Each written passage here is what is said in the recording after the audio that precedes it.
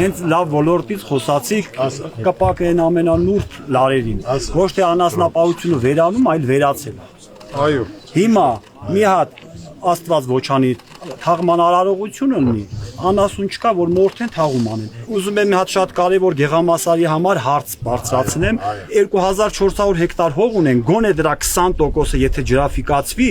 ձեր ասածը մենք ոչ մեկից ոչինչ չենք ուզում, մենք կաշխատենք, մեր հողը կցանենք, մեր բերքը կստանանք։ Մեզի պետքա ուժեղ, ձեր նման ուժեղ մարդ, որ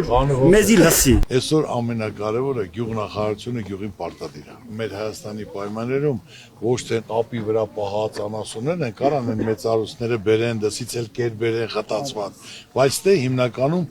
Կովկասյան գործցեղի կովերն են։ Ճիշտ է թե ոչ։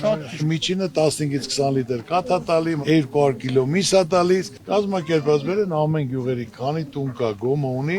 տրամադրեն, ջրի խնդիր պետք է կարգավորեն, հիմա ջրավազաններ կառուցելով սարից է գալը ձունալում է, ներքևից նասոս դնեն, որը մարդկանց տրամադրի, ոչ թե դրա մեջ էլ փող տեսնեն։ Ախ շատ խնդիրներ կան, պետք է ծրագրավորեն, ոնց որ մարդը հայրը իր ընտանիքի անդամների մասին կմտածի, երեխեքի, նույնն էլ կառավարությունը իր ոլորտների մասին պետք է մտածի։